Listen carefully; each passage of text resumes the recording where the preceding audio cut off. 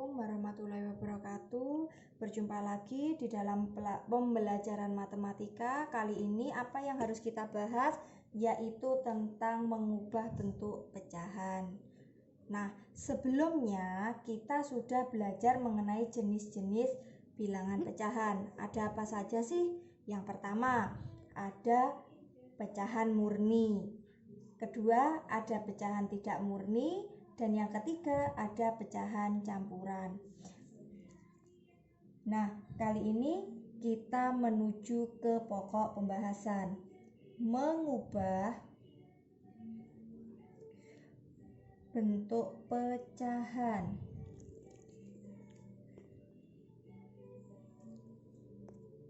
Pertama, bentuk murni dari bentuk pecahan tidak murni kecampuran. Bagaimana sih caranya? Nah, berarti kita harus mengingat dulu apa pecahan tidak murni. Pecahan tidak murni adalah pecahan yang pembilangnya harus lebih besar daripada penyebut. Pembilang itu yang atas apa yang bawah sih? Pembilang yaitu yang atas. Contohnya misalkan 12/5. Jadi pembilang lebih besar. Kita rubah ke dalam bentuk campuran. Apa itu bentuk campuran? Berarti ada bilangan bulat dan ada pecahan. Oke ya, kita rubah. Nah, yang pertama kita harus mengambil pembilang ini dikurangi dengan penyebutnya.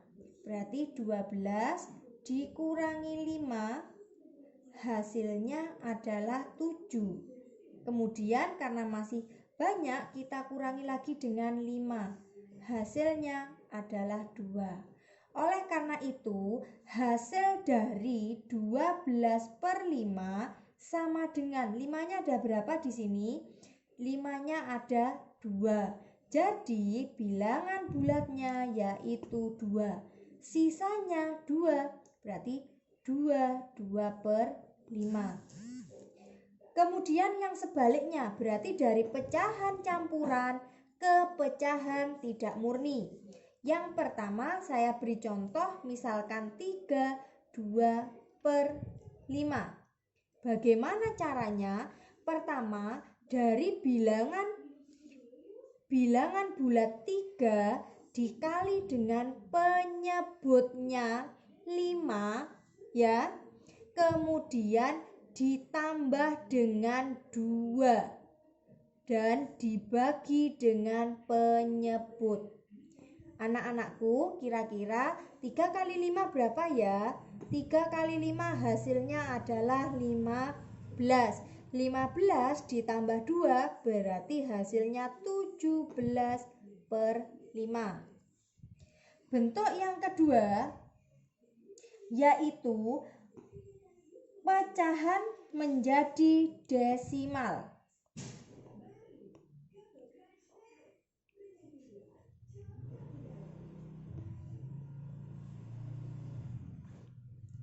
Oke ya, misalkan di sini ada pecahan 10/3. Apakah bisa kita rubah ke dalam bentuk desimal? Bisa. Bagaimana caranya? Kita rubah menjadi bentuk pembagian bersusun 10 dibagi 3. Apakah 10 bisa dibagi 3? Bisa. 3 dikali 3 9. Berarti ini 3. 3 kali 3 9 turun ke bawah, sisa 1. Karena tidak bisa dibagi berarti tambahi koma, di sini tambahi 0, 9, kemudian 1 lagi, tambah lagi berarti 3,33. Itu adalah bentuk pecahan, kita rubah menjadi bentuk desimal. Kemudian sebaliknya seperti apa sih? Oke, sebaliknya maka bisa juga 5,2 kita rubah ke dalam bentuk desimal. Oke ya, 5,2 kita rubah ke dalam bentuk desimal karena satu angka di belakang koma berarti menjadi 1/10.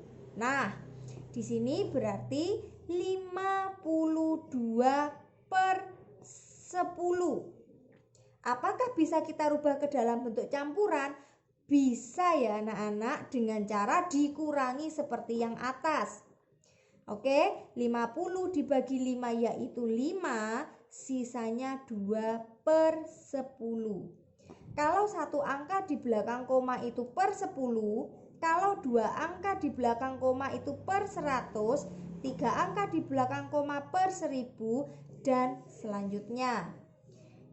Yang ketiga yaitu pecahan menjadi persen. Menjadi persen. Apa itu persen? Persen dinotasikan seperti ini ya anak-anak. Ini sama saja yaitu per 100. Misalkan anak-anak 3/4. Apakah kita bisa merubahnya ke dalam bentuk persen? Bisa. Oke, perhatikan langkahnya. Dari 3/4. Karena persen itu per 100, maka 4 dikali berapa agar 100? Yaitu dikali dengan 25. Kalau yang bawah dikali 25, yang atas pun juga dikali dengan 25. 3 kali 25, maka menjadi 75. Kalau sudah per 100 berarti 75%. Sebaliknya juga seperti itu ya anak-anak. Misalkan 35%, maka kita rubah ke dalam bentuk pecahan, berarti 35/100. Apakah ini bisa kita sederhanakan? Bisa. Sama-sama kita bagi 5. Oke, siapa yang tahu 35 dibagi 5? Yaitu 7. 100 dibagi 5 yaitu 20. Apakah bisa kita sederhanakan kembali? Kalau sudah berarti selesai. Untuk tambahan yaitu ke dalam bentuk per mil. Berarti pecahan menjadi per mil. Nah, apa itu per mil? Per mil dinotasikan seperti ini, yaitu per 1000. Oke ya. Misalkan adalah 2/5. Bisa nggak kita rubah ke dalam bentuk per mil? Bisa sekali. 2/5 dikali. Nah, sama dengan kalau per mil per 1000. 5 dikali berapa ya 1000? Maka dikalikan dengan 200. Maka atas juga 200, berarti 400 per mil. Apakah sebaliknya bisa? Sangat-sangat bisa. Contoh 250 per mil. Maka menjadi 250 per 1000. Bisa ya anak-anak? Oke, lanjut. 25 maka dibagi 5 sama dengan 5. 100 juga dibagi 5, hasilnya adalah 20. Apakah bisa ini kita sederhanakan? Bisa sekali, 1/4. Oke.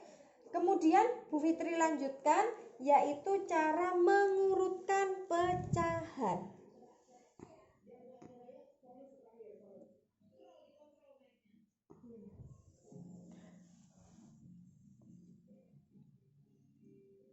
Ingat ya, di dalam mengurutkan pecahan kalian harus bisa menyamakan penyebut. Langkah yang pertama yaitu menyamakan penyebut. Bagaimana sih cara menyamakan penyebut? Yaitu dengan KPK. Oke, langsung saja contohnya. Urutkan dari pecahan terkecil.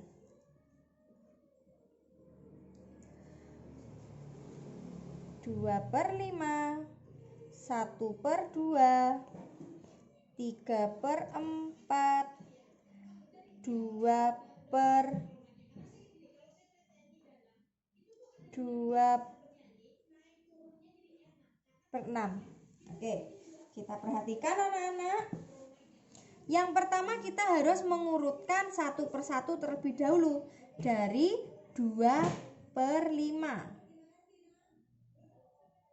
Yang kedua dari setengah. Kemudian yang ketiga 3/4. Kemudian yaitu dari 2/6. Kita perhatikan penyebut dari 5, 2, 4, dan 6. Berapakah itu? Nah, angka berapa yang bisa dibagi dengan semuanya? Kira-kira kalau 30 bisa enggak ya?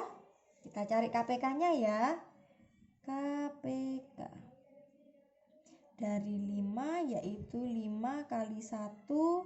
Kalau dari 2, 2 kali 1. 4 yaitu 2 pangkat 2. Kalau 6 berarti 3 kali 2. Masih ingat bagaimana cara mencarinya? Nah, berarti kalau KPK itu adalah pangkat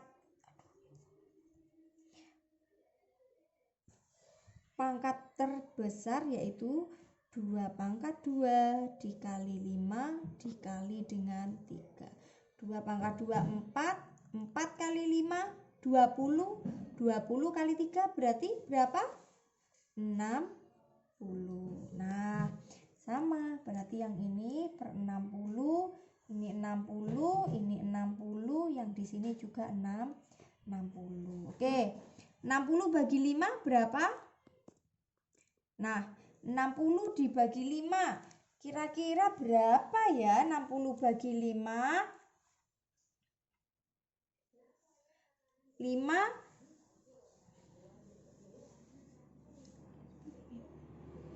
60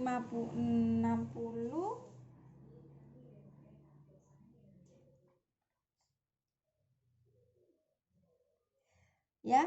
Oke, di sini dibagi, kemudian di sini dikali. Nah, 12 kali 2 berarti 24. Dibagi 30, kemudian di sini dikali, hasilnya 30. 60 dibagi 4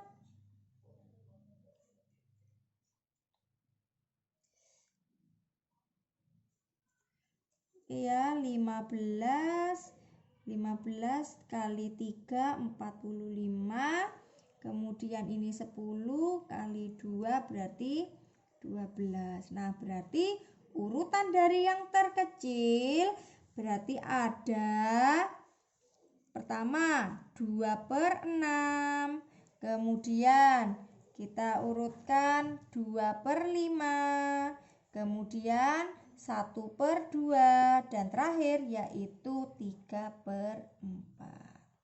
Oke, sampai di sini dulu ya anak-anak. Sampai bertemu lagi pada pembelajaran berikutnya. Saya akhiri. Wassalamualaikum warahmatullahi wabarakatuh.